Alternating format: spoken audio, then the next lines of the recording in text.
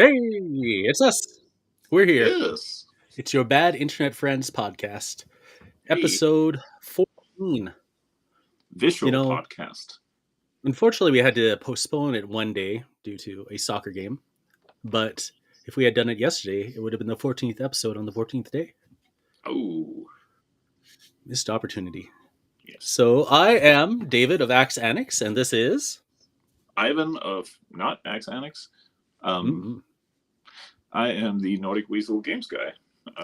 That if you're in the chat, you're probably part of the captive audience. That's right. Well, if you're in the chat, statistically, you presumably know at least one of us. If you Yeah. are an absolute stranger, then hi. We hope you have a good time. Yes, But please. we would be really curious how you stumble into this.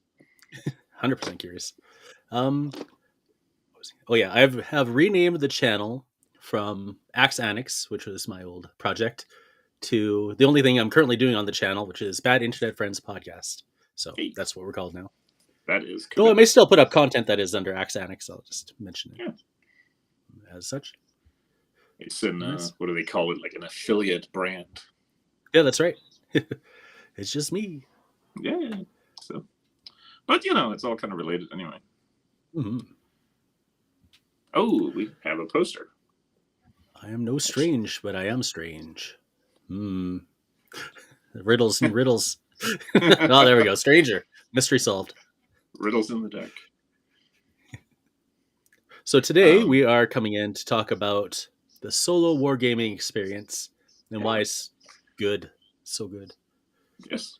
And I guess a little bit about just different ways people have done solo. We're going to look at a couple of different games from old to new, and then we'll just kind of see where the chat goes. Maybe talk a little bit about game design. If it turns out to be too long, we may split it into two. So you get 2 episodes for the price of 1.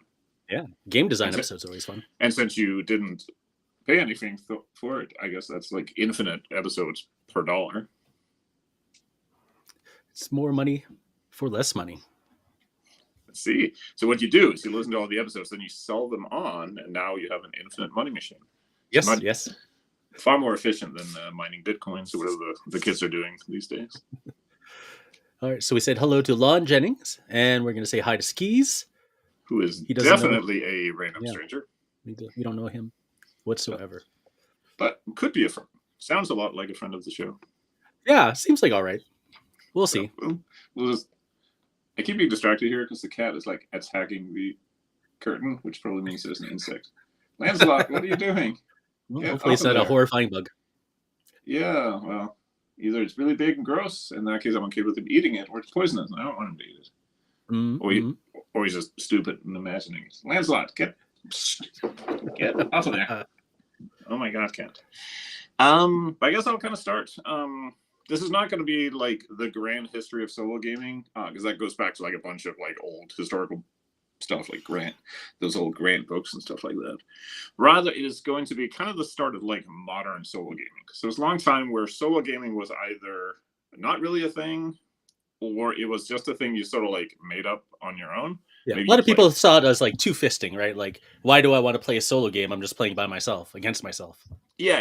Or even if you did mostly play solo, that was still how you did it. You just kind of played both sides, right? Mm-hmm. But there wasn't... A lot of games didn't have like mechanics to play solo. Certainly, there were very few games that were specifically intended for it.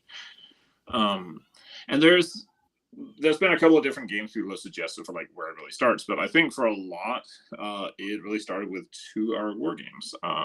Nuts 5150. The original, I think, was Chain Reaction. I'm not sure. He had like a bunch of different little games, and then it kind of like came together with Chain Reaction and Nuts and all that stuff. And I think a lot of people who are solo gamers, especially like solo skirmish gamers, have like encountered their games at some point. There's like 1,000 of them. They're a big influence on like early, mostly like 5-minute Normandy, honestly. And we played conservatively, I would say like 1,000 games of Nuts and the original 5150. So we got pretty into the system and through it and out on the other side. But it was always because there's kind of 2 components to how he did solo. The first was that you had these like reaction rules, so that when you play the game, and Sometimes it feels online like nobody understands how they work. But the Nobody short does. version is that when certain things happen, like you see an enemy or you shoot at somebody or they shoot at you or whatever, there's a reaction test you take and you roll, and different things can happen. In some of the games, it depends on like what kind of soldier it is or what kind of alien it is or whatever. So there's like unpredictable things that can happen. And the same system is also used for like, you would determine like what the enemy does. If they roll, you roll 2 dice and compare it to like their stat, which is how good they are. Rep, it's called. And like if they pass both, they're usually more aggressive. If they pass one of the dice, they might like hang back and shoot, or they might try to flank you. And if they fail them, they might stick around where they are. So it was essentially like a dice-based AI, but it was very kind of like open-ended. There was definitely like a lot of interpretation of like, okay, what does it mean exactly for them to like outflank you, depending on like what your actual table situation is, because it was very sort of, it wasn't tied into like a bunch of conditions. It was meant to be very simple. The other piece of it was that the way the game worked, a lot of times when you played, you would be up against maybe a single enemy squad, and they would potentially get reinforcements as you were playing. So you might run into a tank, or you might run into, a bunch of infantry, or it might just be like one squad, and that's all you're dealing with. And in some missions, you would have essentially blips where there would be, I think they call them possible enemy forces, and they kind of move around randomly. And when you spot one of them, it can turn out that's like an enemy squad or a vehicle or like some dudes in a trench or something, or a space tank or some space infantry or some space dudes in a space trench if you're playing 5150. It all kind of works the same across the different games. So that's the basic idea of it, that there's like some unpredictable elements to how the enemy acts, which is diced for. And as you play, those games usually don't have very many specific scenarios. The idea is that you kind of set up, you have a basic mission you're trying to do, but the enemies you encounter can kind of vary. And sometimes it'll be just like a quick battle. You send in a squad of your guys, and there's just one squad of theirs, and you kind of drive them off. And sometimes you run into like an entire like tank platoon, and you are just kind of fucked. You have to run away or hope you can get some reinforcements. And the games always had this quality where they were kind of written like they could be played player versus player, which we did quite a bit, or you could play them solo against like the system, or you could be.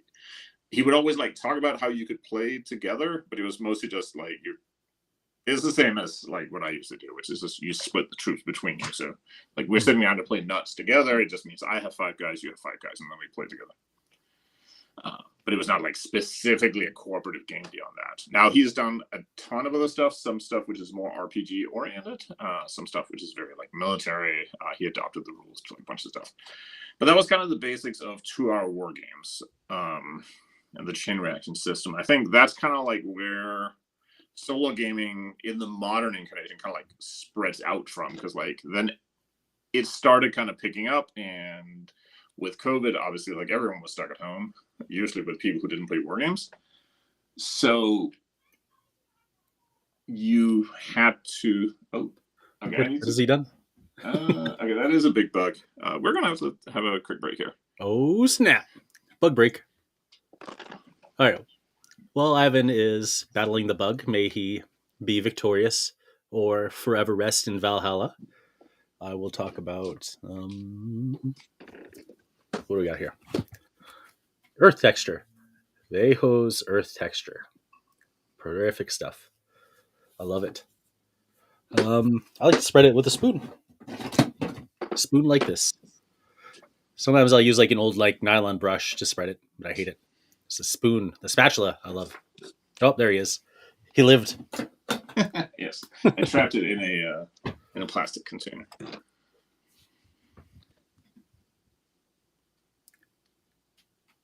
Yes. I was just going to let you take over, because I think that was kind of the end of the 2 Hour Wargames. Oh, okay. Segment. So, like it was kind of like that's where a lot of certainly players, but also a lot of people who would then spring off and design like the next wave of solo games. That's kind of where they got their start from, because it also started showing up. Like people would talk about it on like RPG.net or stuff like that. So it's kind of spread out across different areas and different groups. Do Canadians have a different idea of what a spoon is? No, sometimes words escape me. And it's kind of spoon-like, though. I mean, it's not that far off from a spoon, right? You just kind of spoon. You probably can't eat soup with it, but you could still scoop. Yeah, you could have ice cream for sure. You could eat ice cream with this. You may have to like hustle at it. Like you can't wait too long. Okay, I got 2 questions for 2 Hours Wargames. Mm-hmm. The first one is it true that basically you could just roll the dice and it will keep playing itself? You have to make some decision at some point. But there is kind of an element, which is where the chain reaction name came from, where like you move a guy and he spots some enemies and they shoot at you. And now your dude and some dudes near him are diving for cover, but some of them are shooting back, and those shots may catch some other dudes who are now running away. So you get these like long chains of events that'll link together. And yes, you can get into these kind of grinds where like you're just rolling dice. Like the classic one is you have 2 guys in cover who are bad at shooting and they can't hit each other very well. So I shoot at you and miss. Then you roll for reactions and shoot back and miss. Then I roll for reaction. That could go on like for a while. But you do have to make some decisions here and there. Like you're still, deciding where you're moving and stuff like that. What you're shooting at. My other question is, would you say its biggest strength would be its ability to tell a story then? Because it's something that's completely out of your control to a large degree. Yeah, so, I think it's interesting actually because the game doesn't really have mechanics to tell a story, but it creates one anyway. Like if you went out with one squad and you run into like a whole bunch of enemies, like a whole enemy platoon with several tanks and stuff, and you barely hold on and you manage to fight some of them off, like that kind of generates a story automatically, right? Mm-hmm. Just because things happened and we immediately start like envisioning them and trying to put some logic into them, right? Okay. So you found that like a lot when you were playing it on the table. The story would just start unfolding before you. Yeah, I would say it's at the level where it's more that it becomes very vivid. I don't think it generates like a huge long story like across games necessarily. Okay. But it definitely like creates like a very lively experience when you're playing because you get that element of like things you didn't expect happening. So it feels like the world is alive beyond just like what you like. You brought like 10 Canadian infantry, right? Mm-hmm.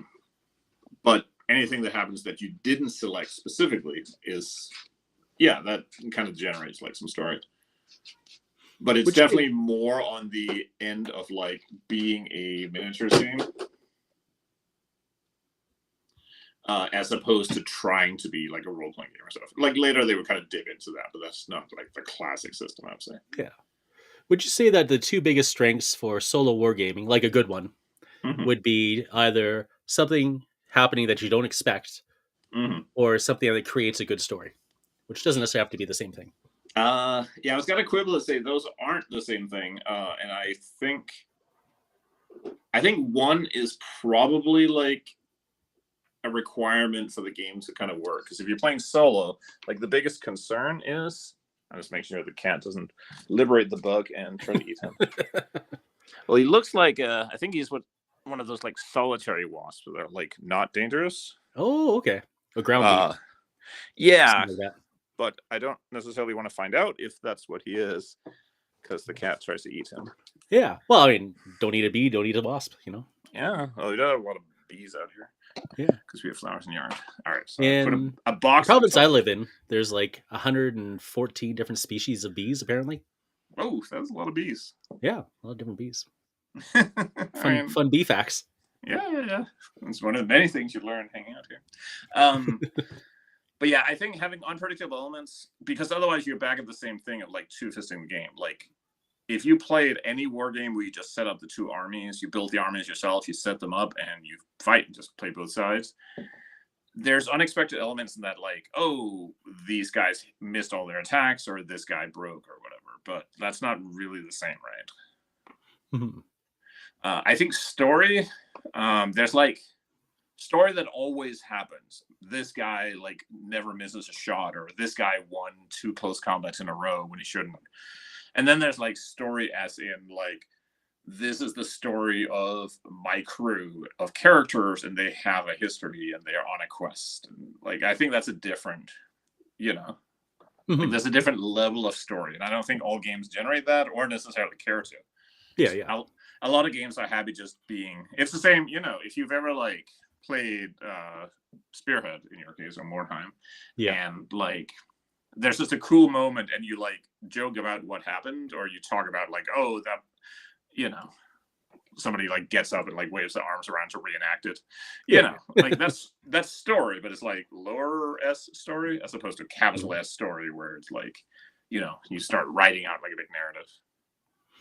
Yeah, I feel like Mordheim has always been really good at carrying that story because it does have unexpected things that will happen, not just in the gameplay, but also in the post game. Yeah, I think the post game is like where it starts, because in Mordheim you could like, it's been a while since I played, but you could like send your dudes out and they would like find some random thing in the city, right?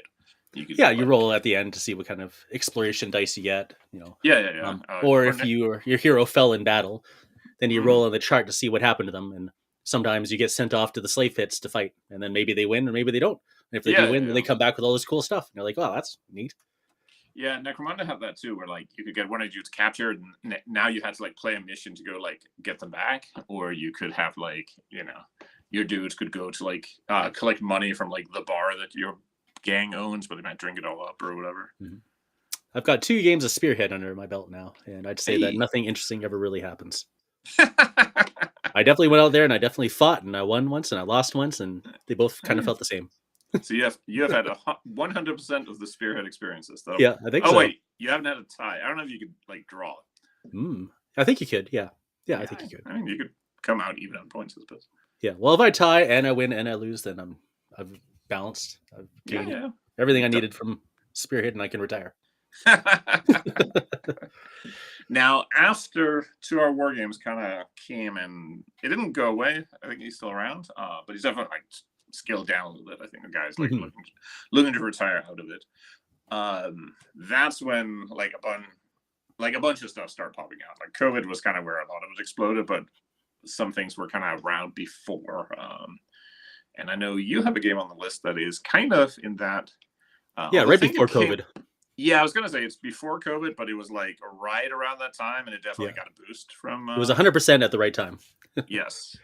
Because my first game is Rangers of Shadowdeep, and it was coming off of the question of, can we have Frostgrave that's solo? And so Rangers of Shadowdeep, I feel the main strengths for it as a solo or cooperative game is that it does tell a story. In this case, Joseph McCulloch has already written the story. So there's like all the groundwork is laid out.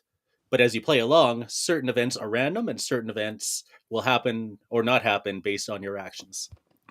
So it's kind of a little bit of choose your own adventure, but mostly you are still following a set path. But as your characters are moving through it, they are gaining their own personalities. You know, you have failure, you have loss, you have death. You know, people get a fatal injury. So it builds up some of the story, both in the miniatures as well as a well-crafted atmosphere through the written story. Yeah, it's really like it's almost like people always try to like cross like RPG ideas into war games and the other way around. And it's very much like it's like an RPG campaign, right? That you're just battling through in miniature. You know, you have like scenarios where you encounter something specific happens and you fight certain creatures and stuff. The missions all like very bespoke. Like they don't really feel the same. They're not randomly generated. They're, you know, specific encounters that you have. It has that feeling of like McCullough is like game mastering for you. Yeah, exactly. You're railroaded, but it's not a bad thing. Yeah. I mean, in the end, like the guy planned that you're going to have to fight 7 spiders. So you got to go somewhere where there is 7 spiders. Yep. You know, that's right. There's the old in RPG talk. There's a term called quantum ogres, which is that, or sometimes quantum bears. It's like you are in the forest. You see 3 paths, but no matter which path you take, you encounter the same 2 ogres. Oh yes. So the ogres exist. Ogres. Yep. So it's kind of the same sort of thing. But it's like the opposite of the 2 Hour Wargames approach, right? Because in 2 Hour Wargames, there's no set scenarios. You are always up against like randomly generated enemies based on like who you're fighting or what war it is or whatever. So it's like the exact opposite. Instead of everything being random, everything is like set. Or not everything, but you know what I mean. Yeah. It's pretty well set. It could be a different playthrough experience every time, but the story will continue to be the same unless you die. Then, you know, if you go from start to eventually when it's finished, because it's an ongoing story. Mm. Not too much variation will happen. Yeah. It's like a very Yeah. specific kind of experience, but it's the same as like buying like a D&D module and playing through that. Yeah. And it does add some unexpected events. So you have to investigate clues and then roll on charts afterwards. And depending on the clue results you find, will influence what you find as your results, which will give you different clues to build up a different story. So you don't always get the same kind of clues or the same kind of outcome that way. Yeah. And they also have battle events that happen after every round. So you draw a card, and the card will tell you what event is going to happen. And so those will always be randomized as well. So, some variation, but mostly it's a set path. Yeah. And so when I look at these kinds of games like 2 Hour Wargames or Rangers of Shadow Deep, I think, can you apply these to any game? So if you want to make any game a solo game, like how much work would it take? 2 Hour Wargames, I think you assign rep, but otherwise you could use the same stats. You kind of it's one of those things where like all of the games are kind of the same game, just with small differences. So like if you know how to play like the sci-fi game, it's almost the exact same rules for like playing with mechs or playing with spaceships or playing like World War II with nuts or whatever. So yeah, like it's very easy, and people have done that, but they've adapted to all kinds of stuff, and he's adapted to all kinds of stuff. It's like a colonial version, and it's like I think there's even like a ranked flank game. They all kind of use the same mechanics, so it's very easily adaptable in that sense. But because it is so abstract, it can also feel a little like things don't feel all that specific. Like there's a like space soldier with a laser rifle doesn't feel real different from like a World War II soldier with a bolt action, because it is so heavy on the abstraction, which is one of those win some, lose some things. The more easy it is to adapt, sometimes the more like generic I think it'll feel. And while Rangers of Shadow Deep is very specific, so certain things you could adapt. The way the AI is written is fairly adaptable to just about any miniatures game, because it's mostly you have like a shooter or you have a fighter, basically is what it comes down to. Yeah. In a sci-fi game, you're gonna have lots of shooters, probably less fighters, but and it's like a flowchart. If then do X. Right? Yeah, exactly. Which is the easy way to do it, which is nice. It's Well, so that's the other part, which because in 2 Hour Wargames you roll for the reaction. I forget if it's like by squad or character or whatever. But the basic idea is that it's random. There's just like 3 possible outcomes they can have, and they're very kind of conditional. So like one result will be like if outnumbering the enemy, then advance. If not, stay in cover. Like that's kind of. But it is random and unpredictable, so you can have situations where like an enemy has like they have you outnumbered, but they decide to like hang back for a while, which is realistic. Like those things can happen, and even a human player might do that because they, in their head, they might not think it's as good a situation as you think it is. Yeah. But it can also lead to like weird situations. Like maybe they just never advance on the objective. Like, no, we're not ready. Yeah. They're just not feeling it, which is maybe fine. Like you run into a whole tank platoon and they don't attack you. That would be memorable.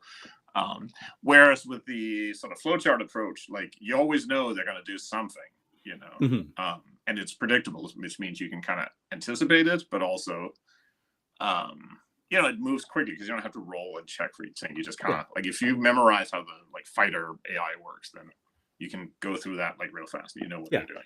Yeah, typically it'll make sense in the situation of why you're there, what's happening, what they're doing. It also helps that those scenarios are like not that sprawling. Like they're each about like a specific situation and thing. So you don't have to have like he doesn't have to have rules for like a special flow chart for like if the spider is riding a horse card. The spiders don't have horse cards in those scenarios, So you can avoid some of the like trouble and complexity by narrowing down like the range of options a little bit. I'd say the biggest challenge for adapting like a Rangers of Shadow Deep system to another system is mostly just that it is such a bespoke story. So you have to kind of write your own story or chat GPT it or whatever you're going to do. Yeah, you basically, and then that runs into the problem that if you're writing the story, you probably don't want to play that story because you already. I mean, I guess you could like tell your own story like one step at a time. So you like come up with a story and then you go fight like the next villains, and it could work that way. But it's really more a thing where like you create the story and then I sit down and play that story. So it's better.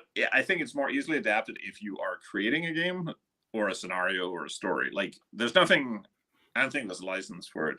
But in theory, there's nothing that says you couldn't create your own Rangers of Shadowdeep story that takes place like in a different location or after or before the events of McCullough's story. Yeah, I think he has a license for that. Oh, okay. So that might even be like stuff Yeah. out there. But I know I've seen people who have kind of like, because people, always create stuff. Yeah, So, absolutely.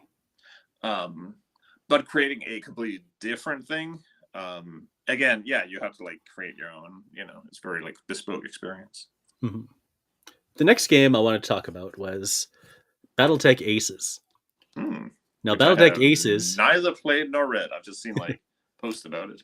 Yeah. Oddly enough, Battletech Aces is Alpha Strike. It's not Battletech. Hey. I mean, Alpha Strike is Battletech, but it's not.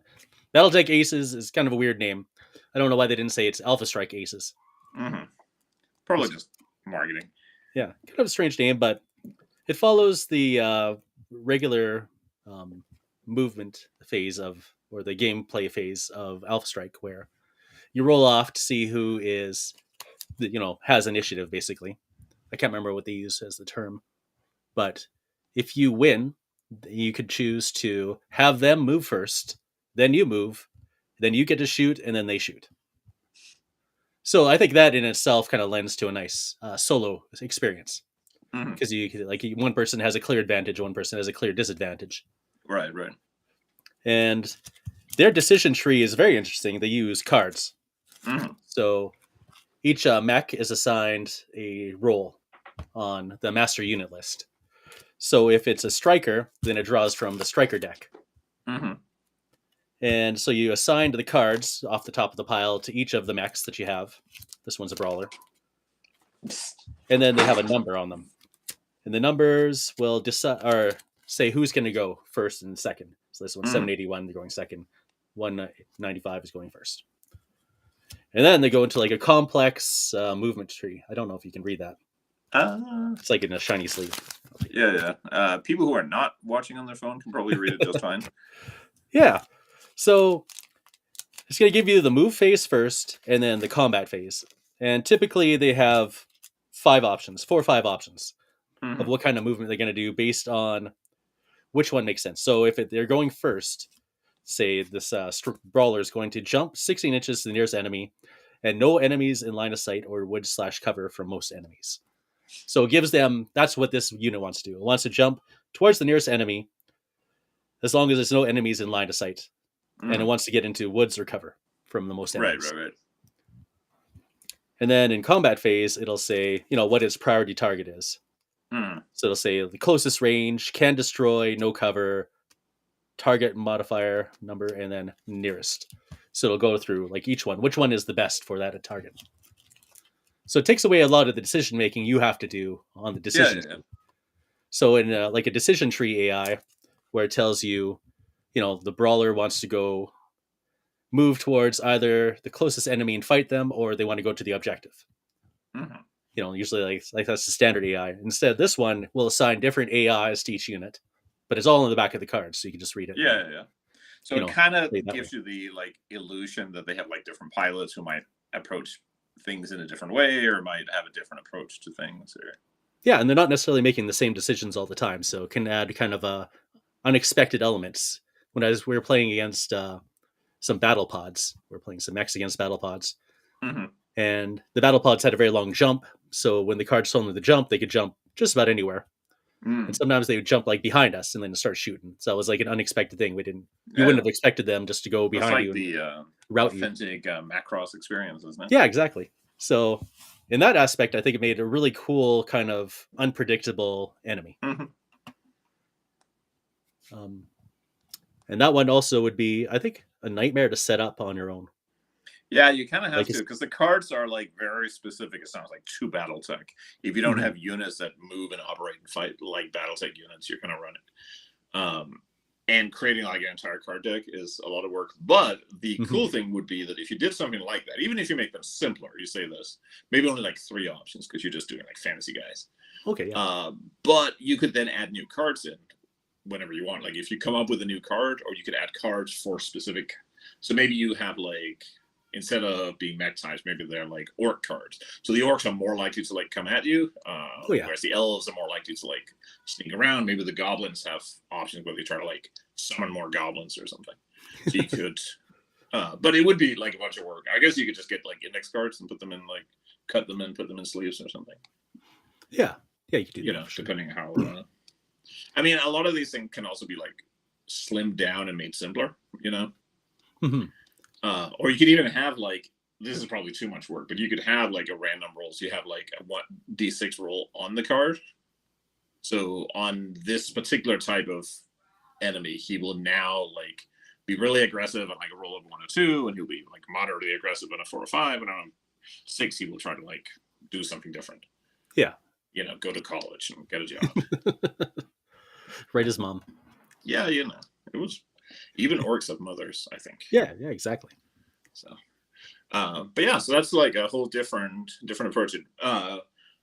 And I assume this is all like you're still playing like Battletech style, where you're kind of like just setting up a battle with some units and fighting it out. Yeah, exactly. And you could tie it into a campaign. Alpha Strike doesn't necessarily have to have a campaign. Yeah. I'm actually kind of confused as to where exactly to find the campaigns usually, but I think the Hinterlands is the new one that's come out. Oh, okay. I know Battletech has like a huge Battletech's campaign thing covered. Yeah, they got lots. So. And so for me, that one added a lot of unpredictability, which created some story, but didn't have like a high amount of story. You know, there wasn't necessarily a lot of motivation, I feel, between either units, except for that they had to go out there and scrap it out. And some of them did strange things. That was cool.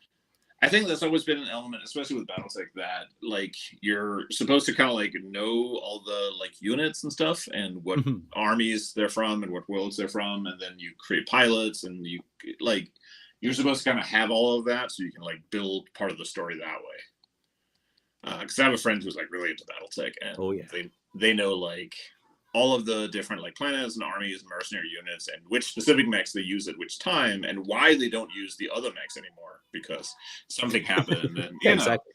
And if you have all of that information, then you know I think some of that becomes like obvious. Like, oh, I want to use these guys. That means they must be from whatever Jensen's Marauders or something, and therefore it should be a mission because they only do like commando raids. So you kind of get like that whole chain going. Yeah, bringing in the lore often will help in these circumstances. Yeah. It's basically like excuse me. If you imagine like this big blank piece of paper, and if you don't know anything, that like the whole piece of paper is blank. But if you know like all the lore to Battletech, then like half of it is already filled in, and you only have to worry about the other half. You know, so it's like, or if you have like the cards, they take a bunch of the decision making. They don't remove all of it. It's not like, but like most of the decision making. So now like a different piece of that paper is like filled in. So now you have like that. But the part that sounds like it probably isn't is like who you're actually fighting, right? Yeah. You still have to like pick out, you know, based on the models you have or whatever you got going. And Catalyst wants you to buy more mechs. Yeah.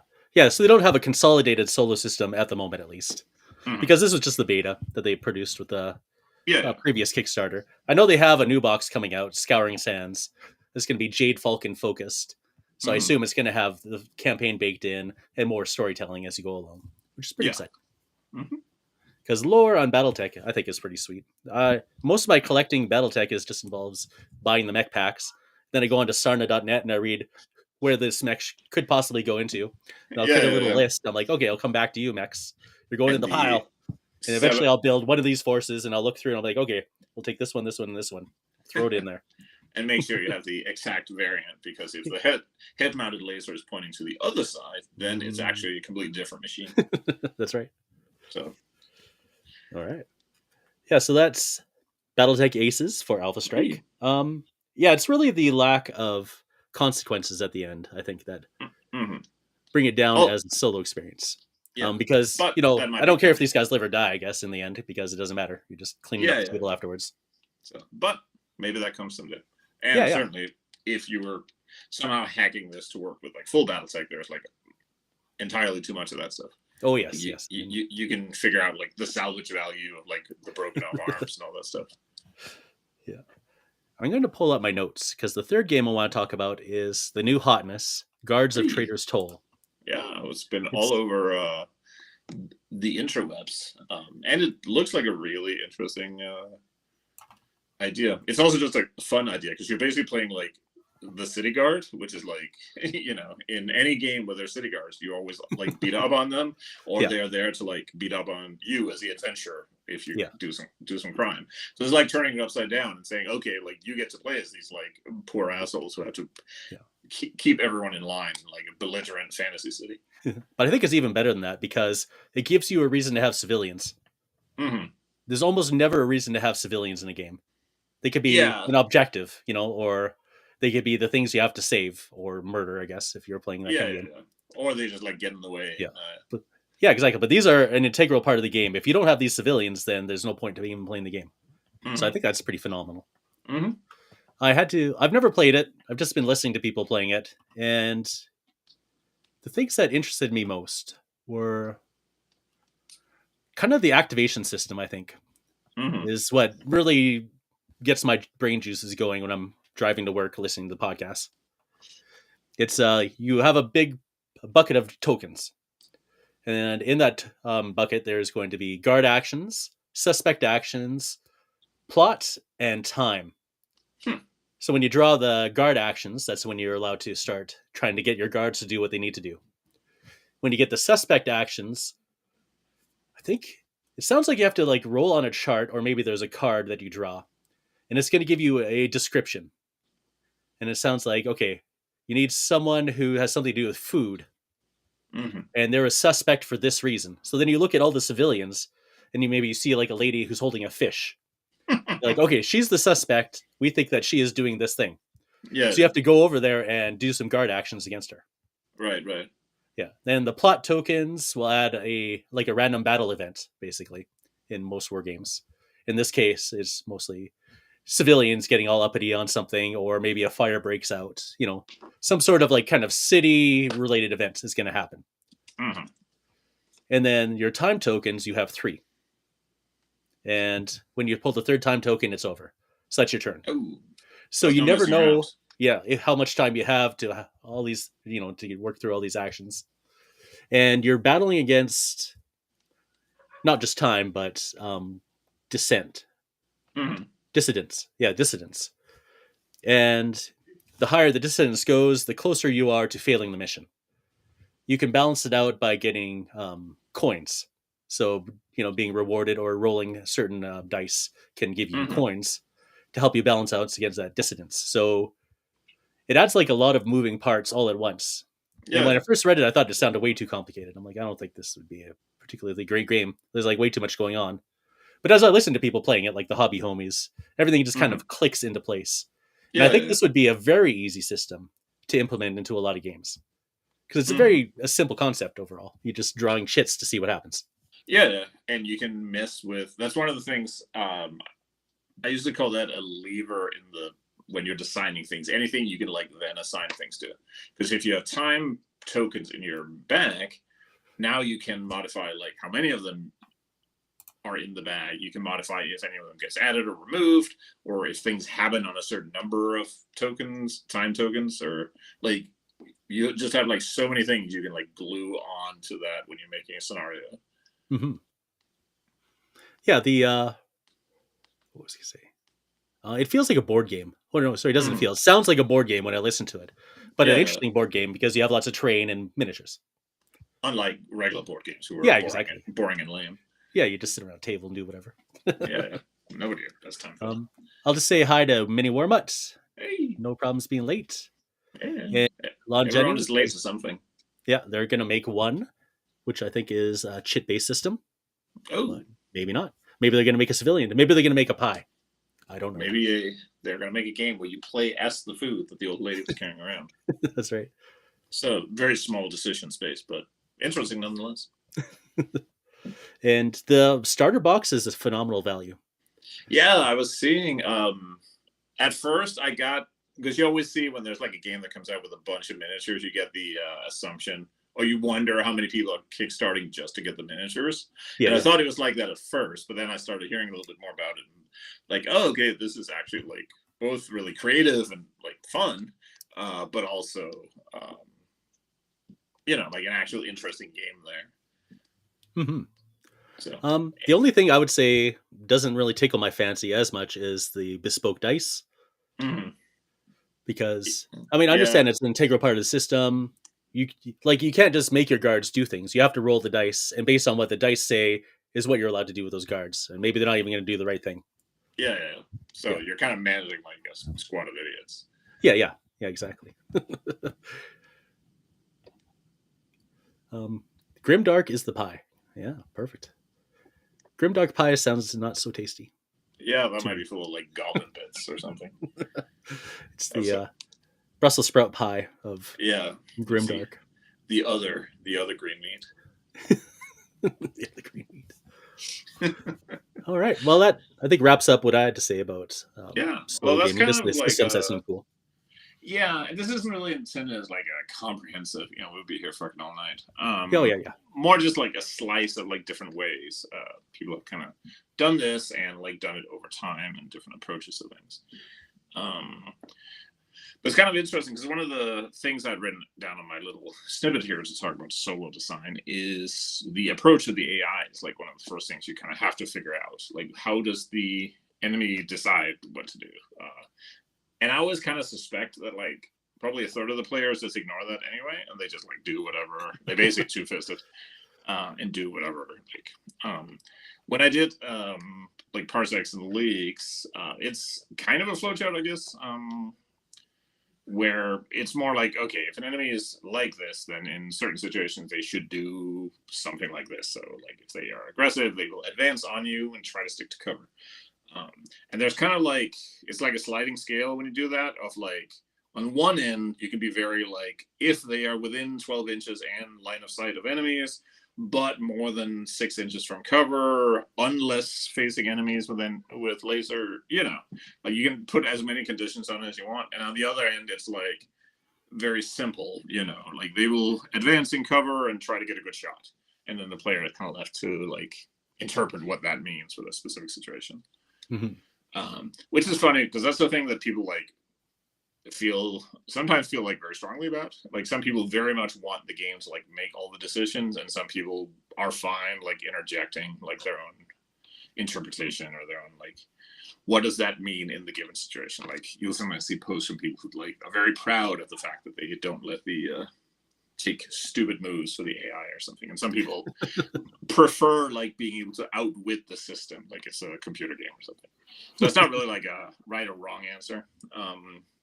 You can obviously you can do like the Two Hour Wargame solution with having like some games will have like just a table you roll on. Some will have cards. I think what is the Skyrim one called Arms or something that has like a flowchart Yeah. system. Actually, it feels a lot in conception. It's very similar to the Rangers system. Oh, okay. Where it's like if X then do Y, then you kind of move down. There's like 3 or 4 like steps or something. Yeah, if you want to pop up Yeah, absolutely. Jennings' comment, because it's kind of apropos of so I'm going for a guideline rather than a flowchart. I myself said to do what makes most sense. I'll be doing a more enemy personality description to guide the AI. I think that works really well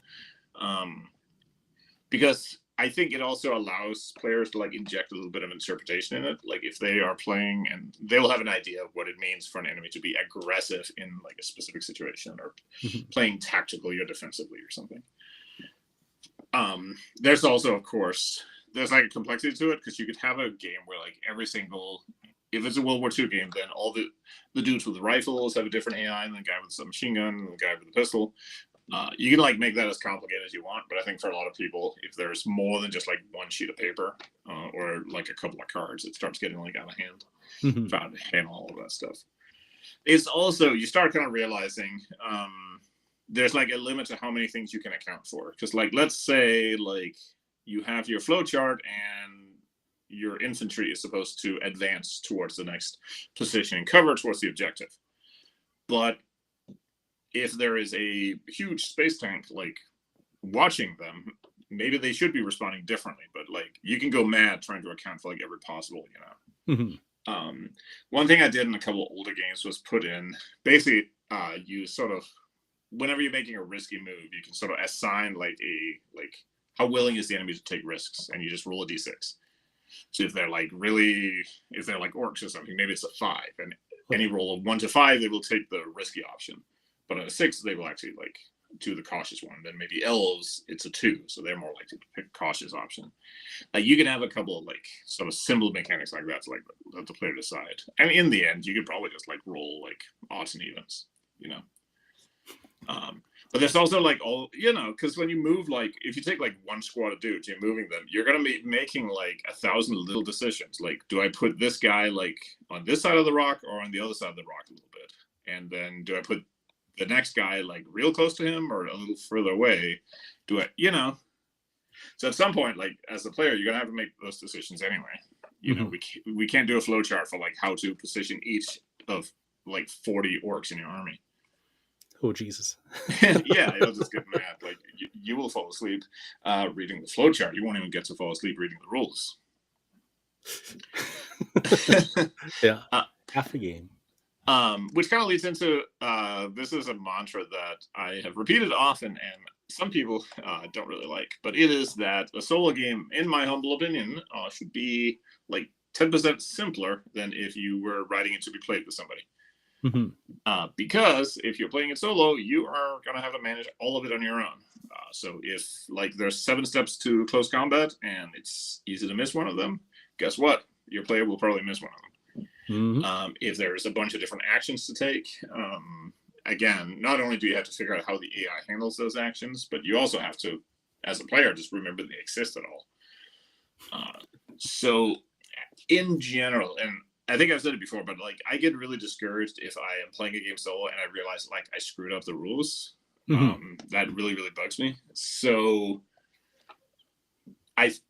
if you can, look at like the level of complexity you would design a game for if you're designing it to be played with 2 people, because even if both people don't know the rules that way, you're still going to be like reminding each other of like, because you're going to remember like different things. Or if you forget to like take a morale check, your opponent will remind you. So take like that level and then ratchet down by like 10% or so. And that is usually, in my experience, the better level to be at for a solo game. Because again, you're just going to have one person. And especially if it's a game where there's a lot of setup. Like people sometimes comment, if you're playing like Parsecs, you spend like as much time like setting up and resolving afterwards that you ever do like moving dudes around. Yep.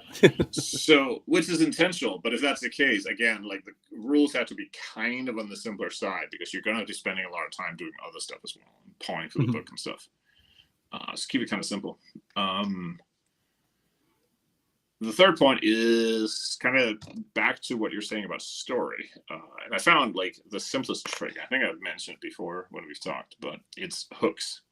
So a hook is anything that you can, that tie one part of the game into a different part of the game. So the classic example is in 5 Leagues, that when you win a battle, you go to a table that where you roll to see if you find something like the enemy camp. And one of the things you might find is some prisoners. And then there's a little subtable, and those prisoners might give you some information. And that information might send you back to a city to take on a contract. And that contract, when you go to do that, you have to travel to a location, and that location can spawn like a new quest. So different elements of the game will connect back into a different part of the rules. It might be something as simple as like you find something and you now have to go to a different location if you have a map. And when you get there, you can try to play a special mission, or it can be as involved as you want. But anything that hooks back into itself, or like one of the simpler is like if you meet a NPC and there's a chance that NPC will cause like the next battle to be more difficult because they betrayed you. Like stuff like that is really simple, and it automatically gets the player going and trying to like piece together like the logic of this. And from there, like you can just cheat and let their imagination, because they'll come up with an idea. Because maybe they decided that like the mission they were originally on was actually by like, you know, like the orc mafia or something in the city. And then it makes perfect sense that, oh, of course the mafia would have like, they would want you to go out and get one of their dudes back because he has some secret information. So actually the mission we got is us following up on that information and like trying to heist the mafia's loot or something. Like it could be anything. You don't have to do any of that. You just have to like tie the threads together to like make stuff happen. Yeah, a lot of people's imaginations will just start pulling pieces together. Yeah, and whatever they come up with will be way cooler than what you would have come up with anyway, because Mhm. they came up with it custom fitted to their game, so it's kind of cheating. Like the simplest version of this is from Necromunda. Like I said before, one of the injury results if a guy gets shot is that he's captured, and you then have to play a separate mission to go rescue him. Mhm. Like that's as simple as it gets, but it's an event in one game that directly calls you to do something different. So yeah, it's really effective, and it's like such a cheap. Now, there is a downside to it, which is that everything is now super integrated. So if you decide to like change one of the tables, you might now, or change how something works. Now everything is like glued together, and it becomes very difficult to like make adjustments to things like out of. There is an advantage to games that are blocks that can be swapped in and out. Like so, making hooks is not free, but it's just a really effective way of doing like a game that is intended to have story. If you're not intending to have capital S story, you just want the lower S like procedural experience where unexpected things happen. You don't have to do that, and you might want to not do it very much, and then spend all your effort on like something else. Yeah. And of course, there's people like me who are very big fans of the social system and Weasel Tech. Mm-hmm. And I don't think people, until they actually play it, will realize how much that really adds to a game. Yeah. It's also a thing where you have to like. I think it helps if you like understand what the source material is trying to do, because Yeah. otherwise, I think it feels kind of weird. But that's another element too, where like you can have mechanics that like push you to like engage with the game in a very specific way. Mm-hmm. Like the random thing you find in Wartime is like, because it gives you like a snapshot of like what the city is like, or the ruins of the city, so it like pulls you into the world a little bit. Or the fact in like Necromunda that a lot of when you send your gang dudes out to like collect money, like a lot of the chances are like they have a chance of like being injured or drunk or gambling away your money or something. Mm-hmm. So it kind of gives this idea they're all like idiot lowlives. Yeah. Like we've all gone to school with some of those dudes. Maybe every day. Yeah, maybe we Maybe were. it was you. Yes. If you didn't know an idiot lowlife, then your teacher was disappointed in you. If you wrote AC/DC logos on your binder, that's right. Didn't amount to anything, but probably had a good time. But yeah, that was kind of the three sort of, think about how you build the AI system and kind of what you want out of it, how much time you want the player to spend engaging with it. Try to keep things a little simpler. And now the simplicity thing, there is a market for people who like a really crunchy, heavy game to mess with. But that audience is very specific, and it's not very big. And they probably play role-playing games. Yes, or there was a solo system for Advanced Squad Leader. The book is like as big as the actual rule book. So, dang, yeah, I solo ASL, and I just two-fist that because that is about the level I can handle. I can't handle like another game on top of it, teaching how to play it.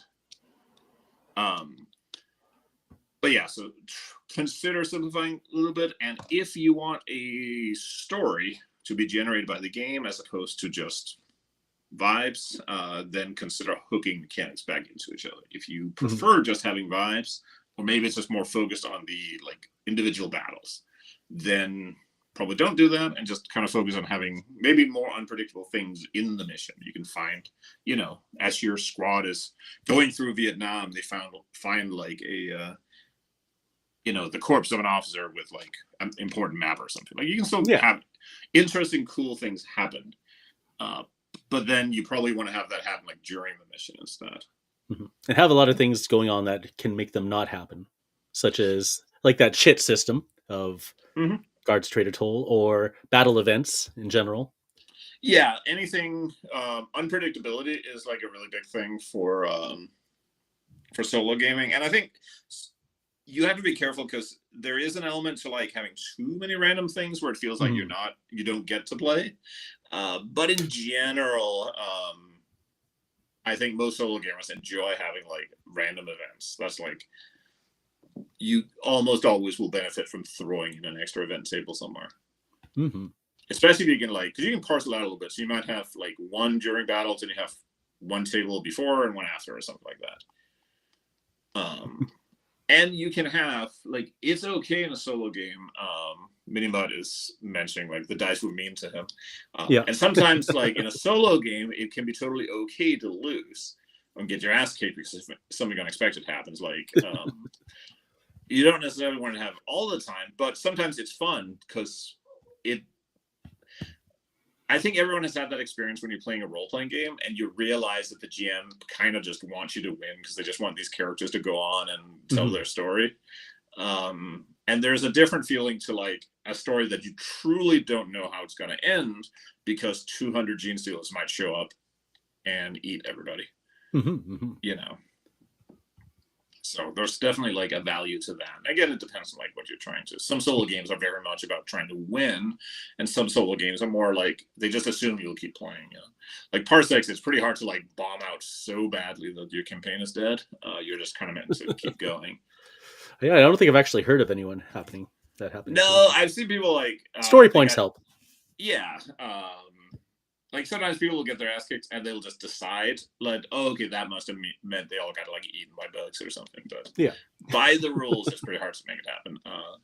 I've heard a lot more people getting mangled trying to get started in 5 leagues because they head to the nearest dungeon and find like 200 skeletons. Yeah. We had hardest game Ash ever played. Yeah, that was like an evolution of like from start to finish. So he's kind of like came to terms with it and started realizing. But that's also one of those things where it's like, how much do you tell people like how to play the game, or do you just let them figure it out? Yeah, you know. So there's a value to both. But that's kind of like the extent I had. I feel like this is a topic we can probably go like into super detail with. But that's probably also like for a second episode down the road because we're burning up to an hour or so. Yeah, I do have one last question though before we head off. Let's touch base. So yeah, many more I was just talking about is OPR Star Quest. That game, solo or cooperative, and it's cool in the fact that the app will generate what enemies you're going to face, but you build an army list of those enemies first, so you're only playing against miniatures you have. Yeah, and you almost have to in a case like that. Yeah. So you never know what you're going to face, but you always know what you're going to face. Yeah, it's from your gaming shelf. Yeah, yeah. And I think that's cool. A pretty cool system. Yeah, there was some game I've ripped this idea up a few times, but there is some game I had seen. There was a little RPG, and the idea was you put like 6 monsters on a list, and when the players like go into the next dungeon, you roll a d6, and you just count from the top. And then you strike that monster out and add a new monster at the bottom. Oh yeah. And then you just keep going. So each time you roll a d6, and it was the same. Like if you write like 6 people you can meet while traveling, and then when they meet one of them, you strike him out, and then you put a new guy. So it just keeps going. Nice. So yeah, it was a really cool idea, and it's very simple to do. You can do that on your own. You know, you can adapt it to anything you want. You could even have them like, you know, if you had like a campaign where you travel around a map, you could have like little index cards for like each spot on the map, and they all have their own little tables. You just keep nice. So yeah. Okay. So my question though, before we wrapped it, was Elf Knight Pike Sword. Yeah. You have considered solo. I have. It was actually a promise, and then I realized that I was going to have to tackle that. Like, have you decided like any systems so far that seem like good contenders? You know, no, nothing set in stone. Yeah, what I'm leaning towards is that it will be mostly a flowcharty thing, but you will make a couple of rolls to determine. What I would like to do is something where the roll for like the enemy's plan also affects like what and how they do it.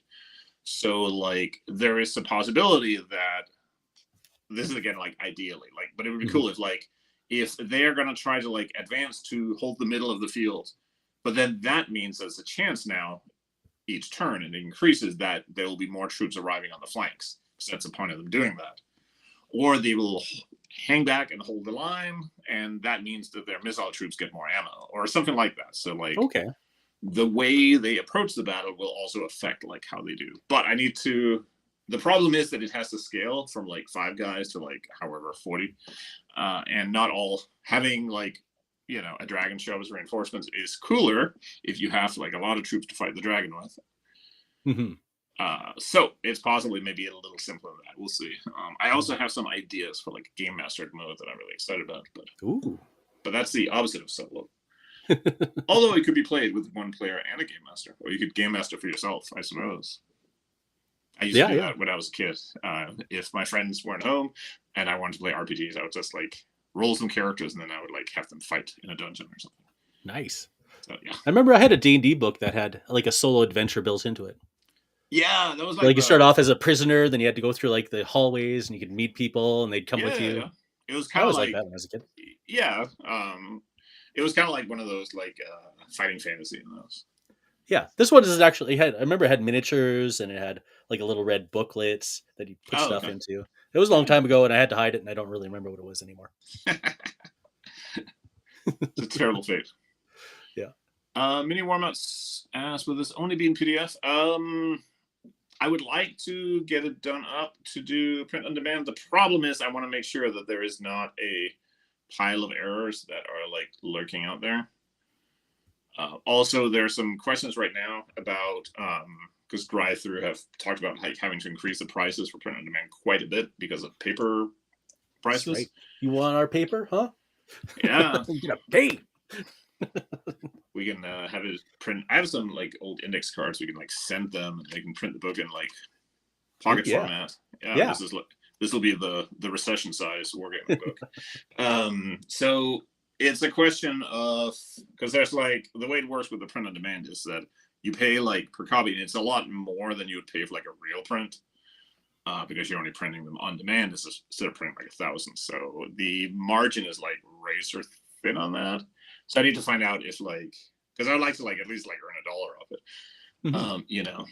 So I need to find out if it's actually like viable or not. And if we do a print on demand, then obviously there needs to be like a little more flair. It can still be pretty guerrilla because it's a war game, but you know, do need a couple of photographs or something.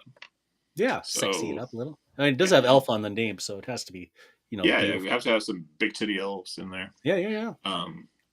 And yeah, you can get it printed yourself, or you can send it to like if you're stateside, you can send it to. I always use Print Me One. It's one of those websites. There's a couple of them, but you can upload it and they'll just print it for you and mail it to you. They do like a nice spiral bound and stuff. I just want to make sure first and foremost that like all of the inevitable like bugs and errors, or as many of them as possible, have been ironed out. And there were a couple. I know like I cut Lizard Men because I was just trying to get the book done. So there's like one or two more armies and some more spells that need doing. So yeah, consideration. I will admit there's just a huge advantage to sticking with PDF and letting people do books prints themselves. Just because I really want to be able to like update books and add to them. That's kind of like the new vibe. And that obviously runs into a problem that if you bought the print version, then you're stuck with like that version. So I don't know. Maybe that's not actually a concern, but that's the rationale. I hope that makes sense. They bought version 1 and we're all working on 1.5 now. Yeah. That was old thinking. Point and laugh at that dude when he shows up. Ledanto asks, is there cake left? Because he arrived late. And I think he knows that the cake is a lie, so we don't have to answer that question. Yes. I guess any like final questions before I complain a little bit about Roguehammer? You're gonna complain about Roguehammer?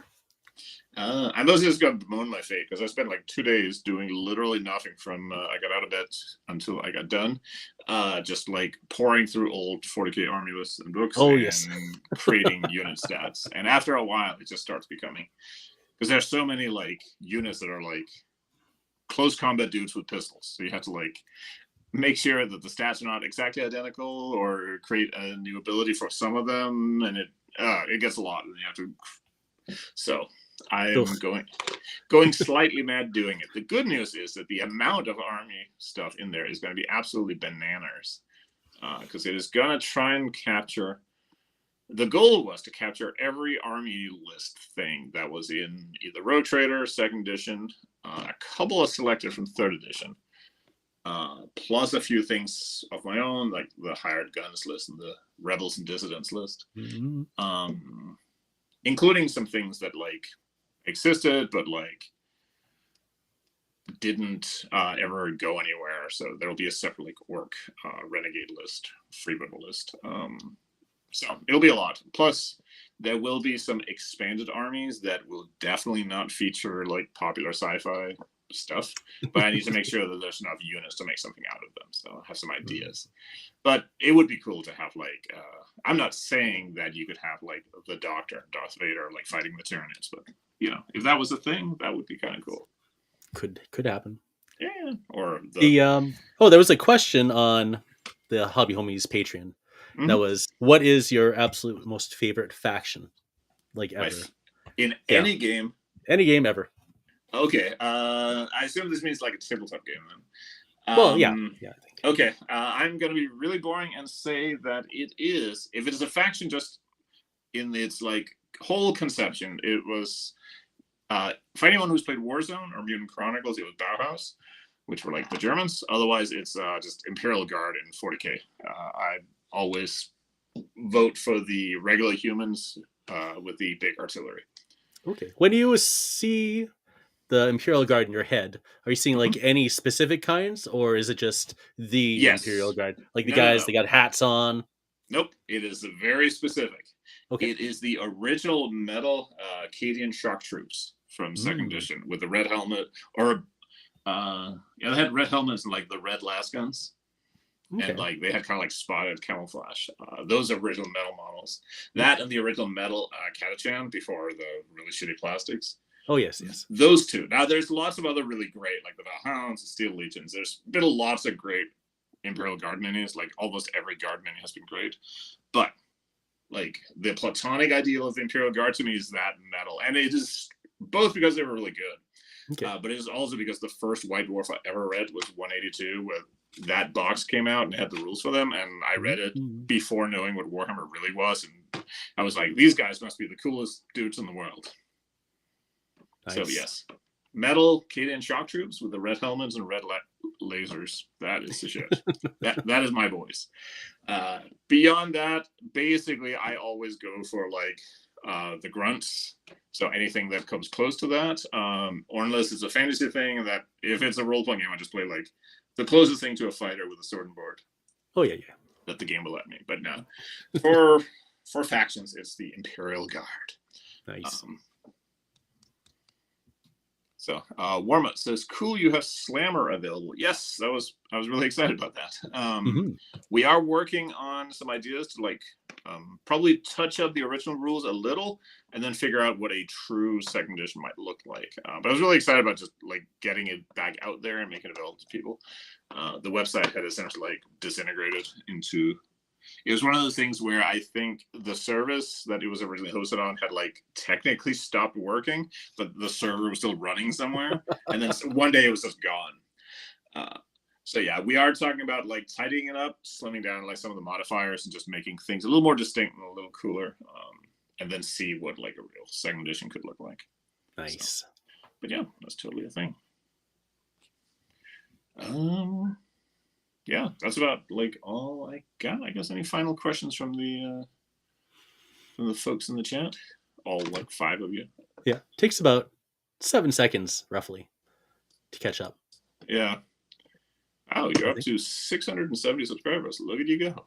Yeah, I've been spamming shorts because Restream will just automatically make shorts. I'm like, well, I'll just take advantage of that then. Oh, okay, yeah, shorts. In that case.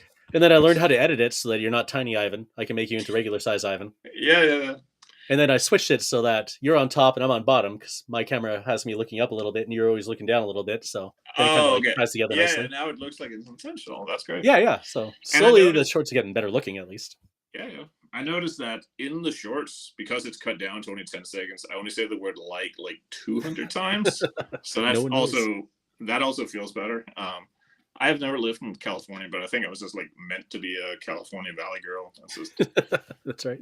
We all have somebody inside like waiting to come out. And in my case, it's like a California high schooler. I put Lord Krell on a tiny little square base. Oh. Originally, he was on the tiny base like this. Yeah. And I moved him to a 25 because I think the 25 looks better. But someone in our local gaming group offered to print me some of the movement trays that will adapt from 20 to 25. Oh, okay. Frontage, so that when I play rank and flank games with my old guys, they can look better and they'll have a nicer big frontage. So awesome. I'm super excited. Get them, yeah, that's cool. You can still get some use out of them. Yeah. It's And interesting how many rank and flank games have started like being very flexible with things like frontage and stuff. yeah, and this one is Age of Fantasy Regiments again. So, but I'm adopting the unit fillers. So I had some tombstones on hand. Oh, So I put them on square bases too. And so now I can bulk out my troops without having to buy really expensive old hammer minis. yeah, some of that stuff gets up there. Avoid anything that says on eBay that it's out of print or rare. Yeah. That means they doubled the price tag. Yeah, like this guy, he's got to be worth like $80 now or something. Some of them are pretty spendy. Until you find like some dude selling like 200 of the same guy, and they're all like really crisp and have never been painted. It's immaculate. It's so weird. Yeah, those are definitely legit. When I was buying some second edition Space Marines, I'm pretty sure a couple of that I got. But it was funny because the photos were of like actual old minis because they had that kind of like dull, grungy look to them. And then what I got in the mail were like that crisp, very silvery, slightly hard. Yeah, it's like very hard and brittle. It's like, this is a little more brittle than I was remembering. Yeah, and for figures that I know was before white metal. So yeah, it's like, yeah, these were never cast in that. And even if they were, like the odds are pretty low. So yeah, they were. I mean, the figures were fine. They look great. They probably look sharper than if I got the actual mini. Some of my guys are lead, and some of them are white metal, which is appropriate for depending on which era. But I forgot how much of a joy lead is just overall as a feeling. Oh yeah, lead minis are just so much nicer. So much white metal sucks ass. Yeah, it really does. And on that note, bad as when they did that stupid like resin stuff. That was bad. Finecast, yeah. Oh my god, yeah, that was the worst. Well, everyone's good. We're good. I think we're gonna wrap it up here. Yeah, I hope everyone had an excellent evening. I did not lose power despite a storm being on. Hooray! So, which means it'll just disappear immediately as soon as we log off. That's right. Okay, you ready for a heart attack? Yep. And heart explosion. Oh, no heart. Heartless. It only works when it wants to. Oh, now it's popping up a thing about turning on reactions, so we can't do anything. Oh, I see. All right. Well, maybe next time. All right. Peace, everyone. Bye. Peace. Bye.